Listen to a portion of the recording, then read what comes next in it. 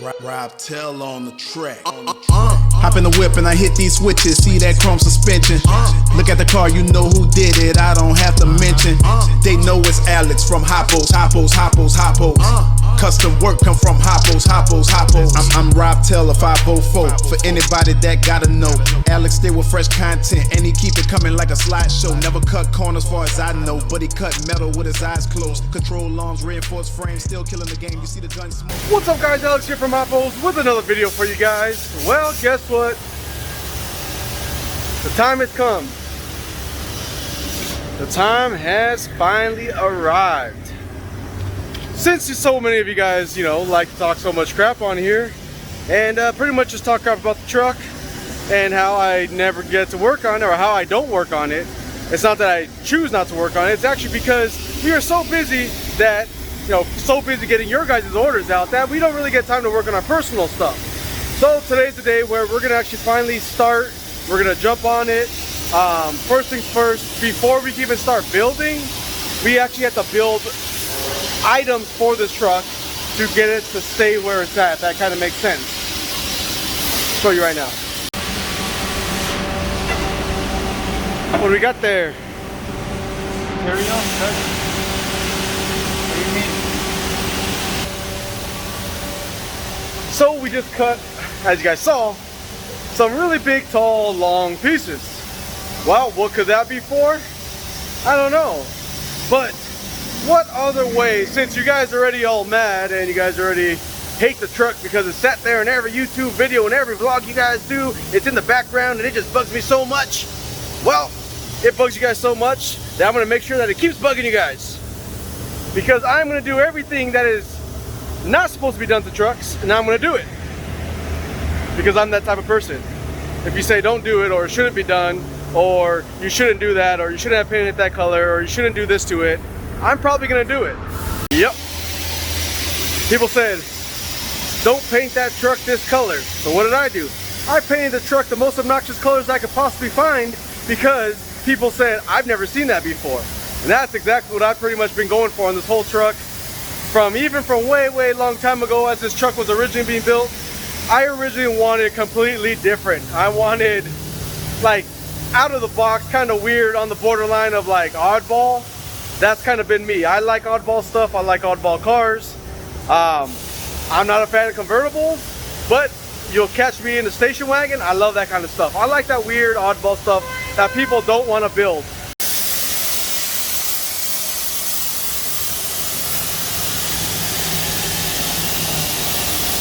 So with the material being cut as far as my main supports, if you guys haven't figured out where I'm going with this route, this truck is no longer gonna be on the ground. This used to be my daily driver truck. So a lot of you guys are asking for the history on this. This truck was actually built originally by Vic's playing with the intercom. I'm sorry guys, I'm sorry. This truck was originally built way back in the day, I think 2001. This truck came out in 01. The customer bought it, originally had it bagged. Didn't like the bags. A few months into him having it bagged, he actually brought it to my dad back then. I was way too young at that time to be even working here. He brought it to my dad and he actually wanted hydraulics on it. So so my dad and his crew back then lifted the thing, put a tilt bed on it, had hydros all the way around. This thing rode amazing. And for what it was back then, I mean, it was patterned out. It had kind of mini truck style patterns on it. Interior fully done. I mean, this thing was cool. It was definitely different way back then. A lot of you guys from the council runs from back in the day, if you guys watch these videos, or I don't know if you guys even follow from way back then, I had a lot of videos of me actually driving this truck and stuff like that. But I acquired this truck because one of the cars I was driving at the time, which as you guys can tell, I've kind of been around a lot of different style cars. It was, what year was it? It was a 93 Honda Civic hatchback with a GSR, twin turbos, roll cage on drag slicks. And that was my daily driver. So yes, that was pretty much my style back in the day. I was into the Hondas because back then, realistically, a 16-year-old kid, that's all I can afford. And I was building in my means and my budget, and I was making things happen within what I can do. I used to do engine wire tucks and engine bay tucks in motor swaps just to buy parts for that car, and I did that on the weekends. I used to be able to knock out 3 full wire tucks a weekend, which would get me roughly about 900 bucks back then. That was back then pricing, and obviously I did it for cheap, but that would give me enough money just to kind of put parts in those cars.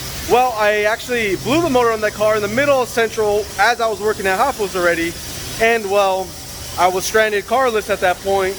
I actually had a customer come in and was like, hey, you know anyone that wants to buy this truck? And I'm like, what truck? And he's like, this truck. I'm like, you're selling this thing? It was bad. I mean, it was a badass truck. He's like, yeah, he had it up already on eBay for like 30K. Remind you, it was an 01, it had a whole bunch of stuff done to it. And well, I didn't have 30K at that time. So I'm like, man, I don't know what's gonna happen. You know, I don't know, I can't afford that. I mean, I wanted it, but obviously my dreams and my ideas were bigger than my wallet. So I'm like, yeah, nah, I'm gonna have to pass. He's like, why? You know someone that wants it? I'm like, yeah, I kind of want it, but realistically, I can't afford it. He goes, well, give me payments on this truck. And to trust, I think I don't even know how old I was, maybe 19 at that time. Yeah, probably 19, 20. To trust a 20-year-old kid with like 30K and was like, hey, just make me payments and you could have it. I'll keep it under my name until you fully pay it off. The truck will be yours, make me payments. And I'm like, dude, are you serious for real? He's like, how much do you have right now? How much can you spare? And I'm like, I don't know, I could check. I think I have like 5-6 grand. He's like, all right, well, give me 5-6 grand, whatever you got, give it to me as a down payment. You can have the truck, I'll drop it off tomorrow. There's no way this is happening. Being that young, having a car that nice, I'm like, there's no way. And this was at that time, actually my first, yeah, it was my first truck. It was my first truck, so I'm like, hell yeah, I'm freaking stoked. Get it, drove it around for like a whole year, started making all my payments on it. I started doing upgrades on it, started changing stuff. Then I got hit by a drunk driver. Heading home from work on a rainy day, and I was actually no, I was in Chino. I was going down Archibald. Everyone was coming to a stop. I was coming to a stop. But luckily, thank God, I have the habit of when I'm starting to do a hard stop or even any type of stop, I kind of look in my rearview mirror. And as I did, I looked up and I was like, man, this guy is not stopping. And he was just coming. Boom, smacked me. And well, totaled the truck out. Luckily for me, the damage looked a lot worse to the insurance agent or the adjuster that actually came to look at it, because when the guy hit me, I had saw and anticipated him to come and hit me. I actually looked to the left, or looked to my right, looked to the left. I go, gee, I can't go right, there's a ditch over there. I go left, I'm going into oncoming traffic, but I could actually make it past this guy and kind of play chicken.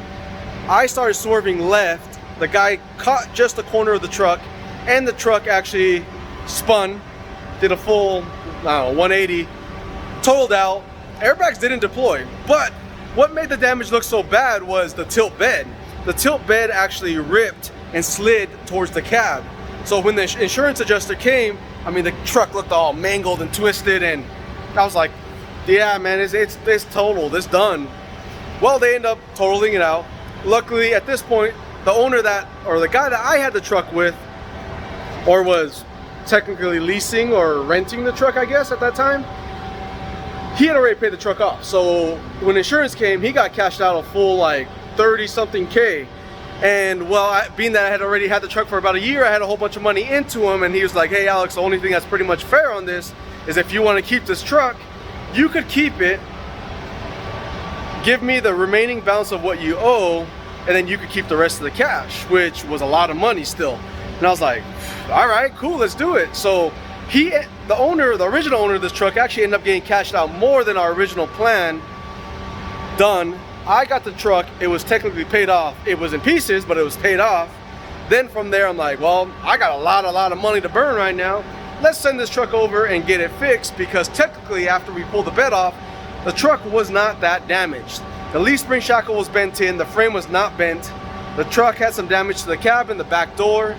Took it over to our good friends over at Mario's Auto Works, and I was like, hey, Mario's Auto Works, Greg, Adrian, Mario, can you guys fix this? Can you guys do me a favor? Yeah, they fixed it. Mario Sr. was the one who actually fixed all this. So this section right here of the truck was actually pushed into about here, right here. So this thing was all crumbled in. All this was all messed up here. Let me flip this guys around. So all this, I Actually, yeah, to right about here. So right past this door was pretty much all pushed in. They end up working their magic, pulling this back out, reskinning the whole thing, putting a whole new back section, fixed all this, fixed all the door, fixed all the jams. They got all the seams and the gapping correct, as you guys can see. And I told them just to toss on a paint job. Originally, I was just going blue. Then I told them, you know what, let's just do some colors that aren't supposed to go in colors, because I like oddball, I like weird. All right, sorry, I kind of got interrupted there because there was like this tweaker walking on the freeway, and yeah, he was doing some weird dance moves, so I had to walk over there and make sure he wasn't going into any of the buildings. But I told them I wanted colors that don't normally go together, because everyone always does a blue with a lighter blue with a darker blue and shades of blue, or anything that's in that color family. I told them I want it to be weird, I want it to be oddball, I want it to really, really stand out. I don't care if people don't like it, I want it. That's what I wanted. And I did want heavy flake or like a medium flake in it. And well, they started coming up with these colors and I was like, let's run with it. I like it because it's not normal. And I know a lot of you guys, this ain't your style. And well, you know what? To be 100% honest, I actually don't care, because this is actually what I wanted. As you guys can see, there's the flake in there. There's a lot of little ghosted stuff in here. This truck has been painted and cleared. It was never cut and buffed because they knew that I was gonna be working on it. They didn't know it was gonna take this long, but they knew I was gonna work on it. So let me kind of get you over here to some lighting.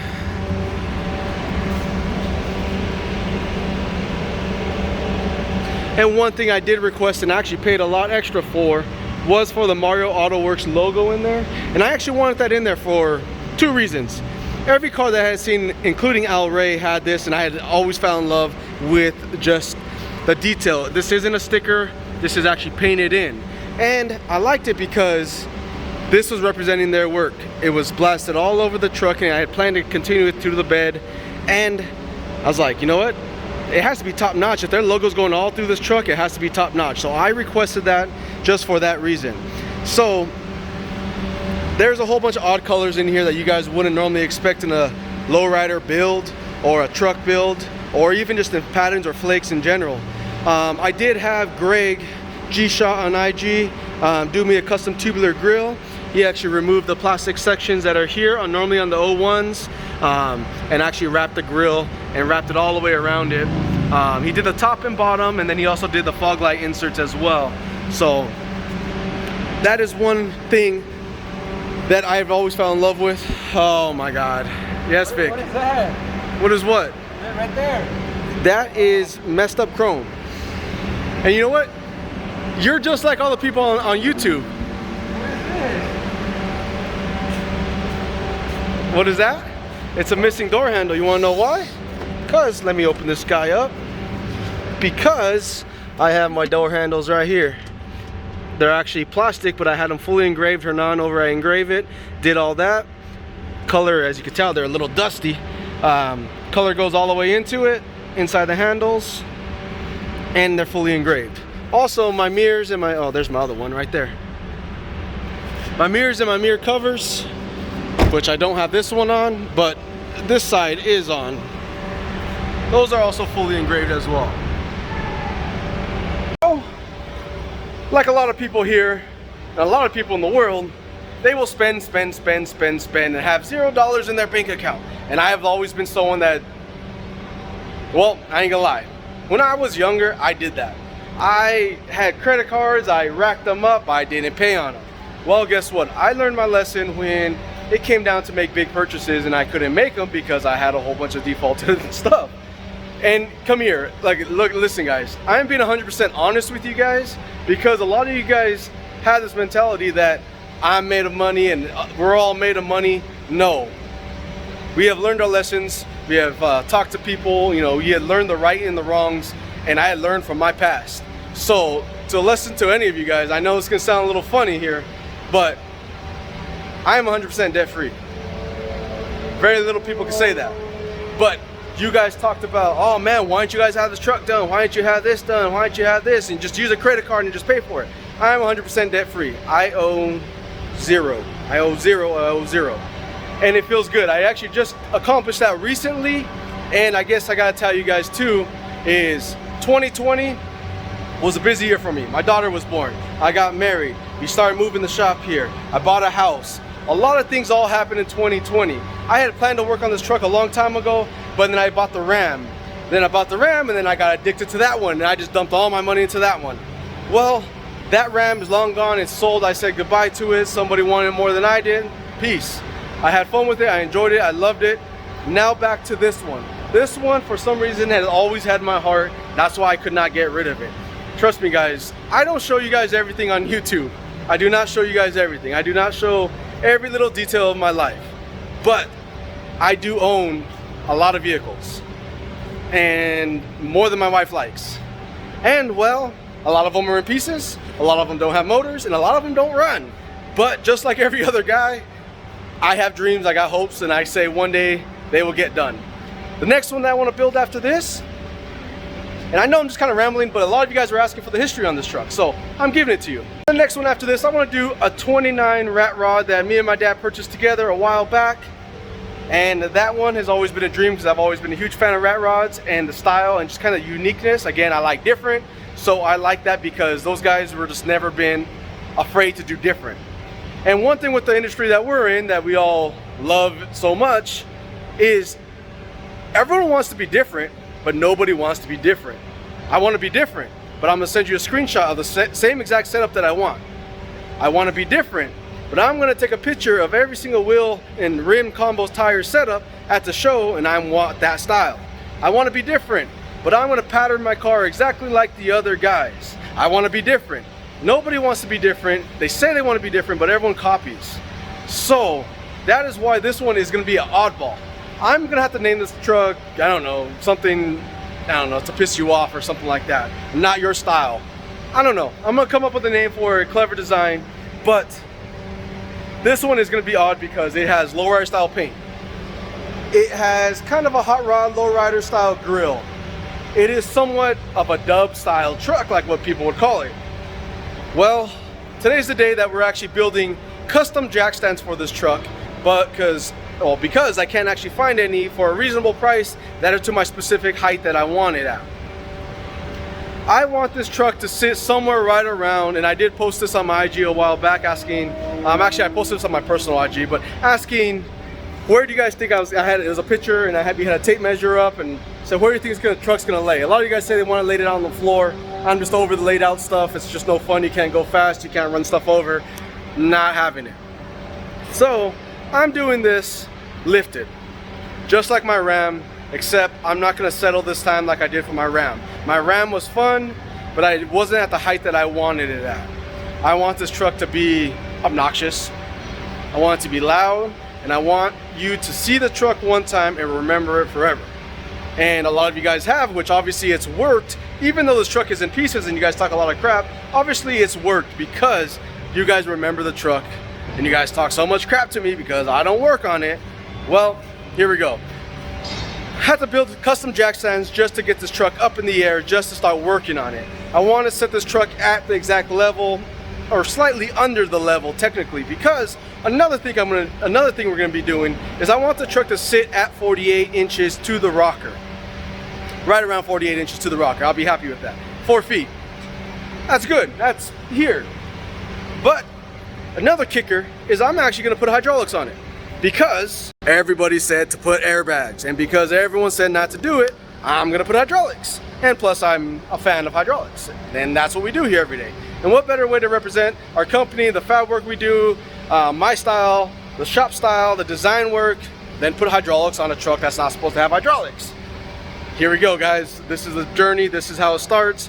This is gonna be one of very many videos and probably a long drawn out process because, well, I have priorities just like everyone else, except this one is one project of many. So this is gonna get built, but it's gonna be built slowly. I wanna do things right. I'm gonna spend the money. I already priced out just the Heim joints alone for this truck. The Heim joints alone for this truck that I needed was right around $3,000. The wheel and tire combo I plan to do on this truck should put me right around the range about $7,000. That is if you add just those two prices together, that's what like average people put into their cars, right? That's just two components. This truck is already back halved because, well, Originally I was gonna build it for lower, but it's gonna work out for me in this case because I have a cool plan to put something on the back side of this truck, and this flatness of this bed actually is gonna work out, or the frame rails are gonna work out. Gives me room for training horns, gives me room for custom fuel cell, gives me room for all my stuff that I need. So yeah.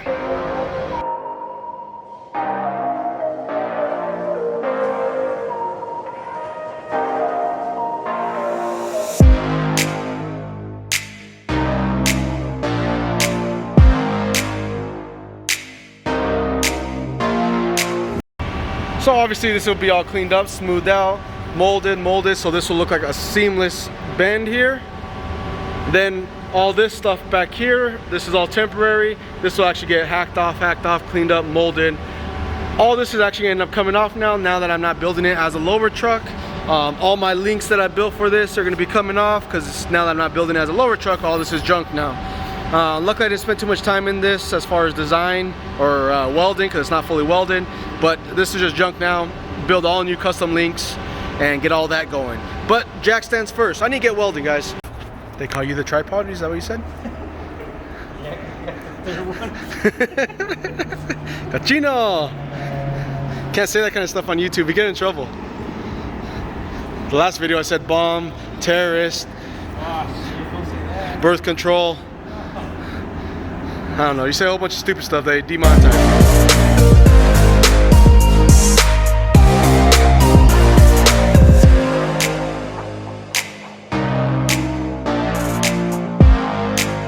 So all the crew's gone for the night. Everyone's probably sitting around the dinner table with the family, having a nice warm dinner. And I'm eating some nice warm welds right now. So got the jack stand number one finally all done. Got this spread out at 18 inches here, so 18 by 18 with a 48-inch height total. I still gotta come in and actually do a top section of channel, but I don't have that material here. I have to go order it or go buy it to the metal yard. Say that for another day. I just want to get these all beaded up, cleaned up. This is the first of 4, and I might possibly go 6. We'll see how it goes. Depends on the truck kind of, you know, feels.